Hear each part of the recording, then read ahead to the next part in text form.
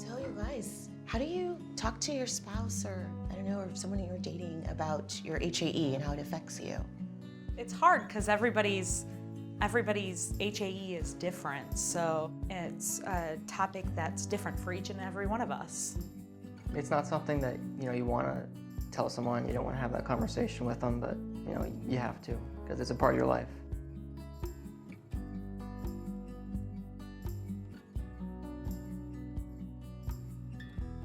When my wife and I were dating, we were getting ready to head out, and I started to have an eye swell. She was really good about it. We just stayed in that night. But it was, I think, good for me because she was able to see the things that are happening to me. I've told girlfriends after a few months. I've told them after a few weeks. I've told them sometimes years later, and I was confident that they would receive the news well. And they were even supportive after I told them, whether it be making sure that I'm taking my Ruconest when I need to take it, or helping me with infusions. HAE has had a tremendous effect on my relationships. I got married young, and the impact of HAE at the time was minimal. It was still severe, but it was a lot less than when I was in my 30s. And at one point, my wife at the time finally couldn't handle it, and that was one of the reasons that she left, and we ended up getting divorced because of it. You don't hear people talking about it, about intimacy in general. It's kind of very taboo. And so to really sit down and really lay it all out of, we can do this, we can't do that. This feels good. This used to feel good, and I know you're, used to that, but that's not it anymore. So I think having that kind of relationship and that open ability to talk that way is what creates healthy, I think, relationship. During the early days when I wasn't on treatment, we had to maneuver around having sex because sex triggered my labial swells.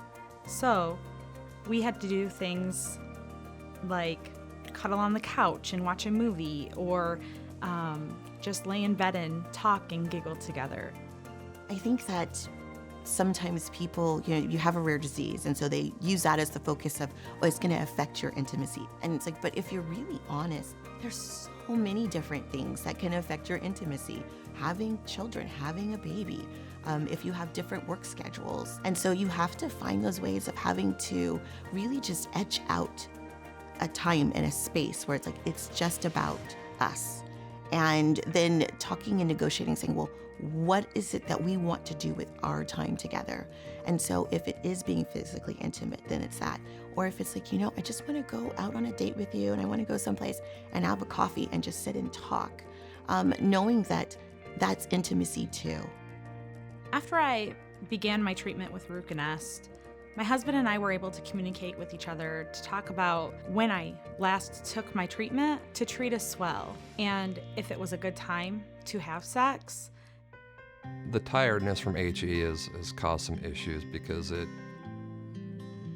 my spouse would feel that I was rejecting them, not wanting to be with them or not wanting to hold them.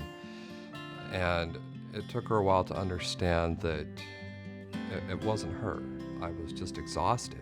She understands that exhaustion a little bit more now and realizes that I still care about her. I still want to hold her, and sometimes it's just laying in bed watching a movie and just holding hands. It's important to remember that there's so many more facets to intimacy than just physical intimacy. And the intimacy that you can build by sharing with your partner, by including them in your life, in your treatment, does nothing but deepen and expand. And it also makes it so you, as the patient, are thinking more about them. Because it's not just HAE's happening to the patient. It's happening to the spouse, the girlfriend, the kids. I mean, it's a big thing. It really is.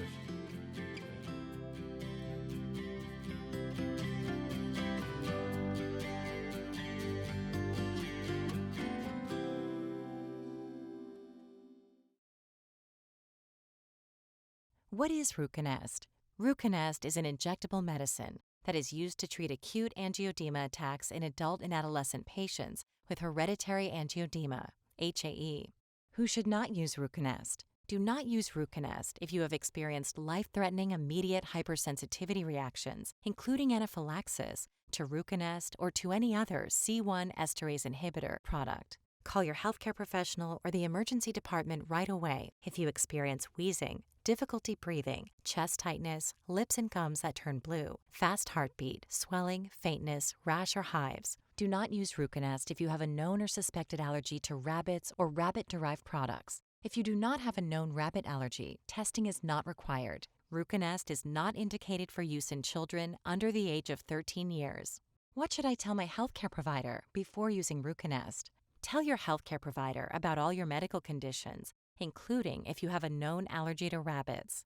Tell your healthcare provider about any other medications you are taking, as some medications, such as birth control pills and certain androgens, can increase risk of clotting problems. Also tell your healthcare provider if you are pregnant, breastfeeding, or planning to do so. Ruconest has not been evaluated in pregnant women or nursing mothers. You and your healthcare provider will decide if Ruconest is right for you.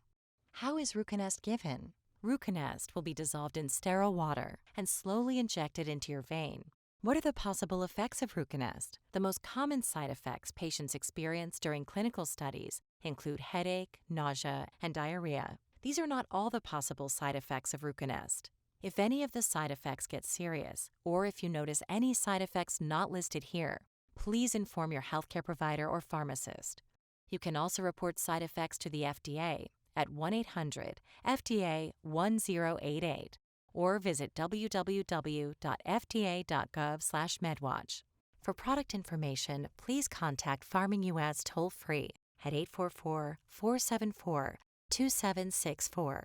For adverse events and product complaint reports, please call 800-930-5221. Please visit www.ruconest.com for full prescribing information, including patient product information.